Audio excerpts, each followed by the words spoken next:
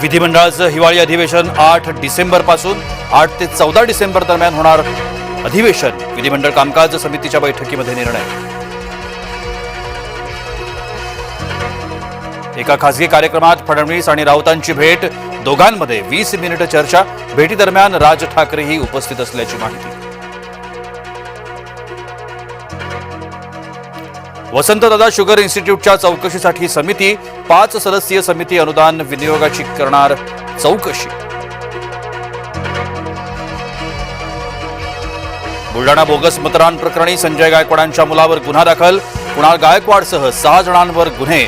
Bogus मतदान करणाऱ्याला लावलं होतं पळवून. दक्षिण मुंबईची वाहतूक कोंडीतून मुक्तता होणार. ऑरेंज गेट मरीन ड्राईव्ह बोगदा भुयारी करण्याच्या कामाचा शुभारंभ. फडणवीस शिंदेंच्या हस्ते कामाचा श्रीगणेशा. कोरेगाव भीमा आयोगासमोर उद्धव ठाकरे गैरहजर. उद्धव ठाकरेंविरोधात अटक वॉरंट काढा.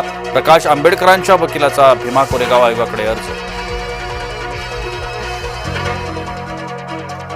राज ठाकरे आज घेणार संजय राऊतांची भेट. भांडूपमधील निवासस्थानी जाऊन घेणार भेट.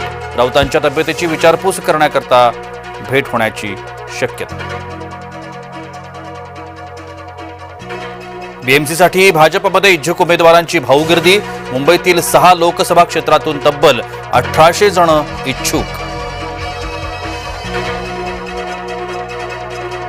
जुन्याचं रोटेशन पद्धतीनं आरक्षण सुरू ठेवण्याकरता राज्यभरातून याचिका. नव्यानं रोटेशन लागू केल्यानं आरक्षणाचं उल्लंघन झाल्याचा याचिकेत दावा. मुंबई उच्च न्यायालयाच्या निर्णयाकडे लक्ष. मुंबईत दुबार मतदान टाळण्याकरता बीएमसी ऍक्शन मोडवर. मुंबईत पालिका अधिकारी घरोघरी जाऊन घेणार तपासणी. मुंबईत तब्बल 11 लाख बोगस मतदार असल्याचं समोर. निकाल लांबणीवर उमेदवार टांगणीला तर स्ट्रॉंग रूम बाहेर प्रत्येक पक्षाच्या एका प्रतिनिधीला पहाऱ्यासाठी थांबण्याची अनुमती.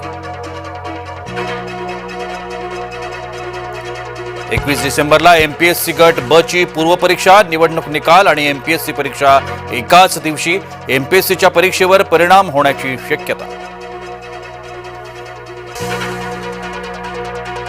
कामठी नगर परिषदेची निवडणूक रद्द करून फेरनिवडणूक घेण्याची याचिका. अनुक्रमांकात केलेल्या बदलामुळे मतदार मतदानापासून वंचित. कोर्टाच्या निर्णयाकडे सर्वांचं लक्ष. मालेगावात 14 वर्षीय मुलीवर लैंगिक अत्याचार. 54 वर्षीय नराधम अटकेत. पीओएससीओ अंतर्गत गुन्हा दाखल.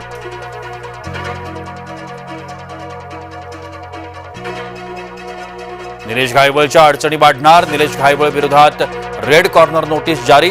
निलेश घायवळ अद्यापही फरार. पुण्यातील कॅम्प परिसरात बेधुंद गाडी चालकाचा प्रताप. गाडी चालवताना गाडीचा टायर तुटला तर गाडी पळवत राहिला. चालकावर ड्रंक अँड ड्राईव्हचा गुन्हा दाखल.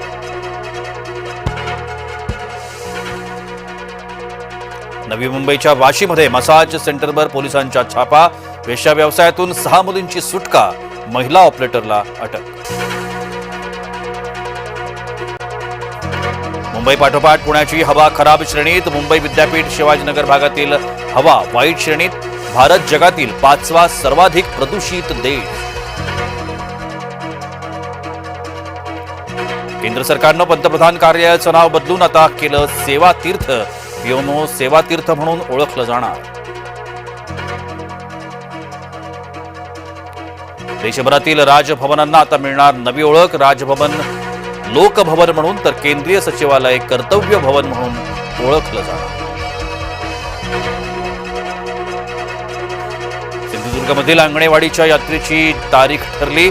आंगणेवाडीची जत्रा 9 फेब्रुवारीपासून सुरू होणार. रेल्वे तिकीट बुकिंगसाठी होणार गर्दी.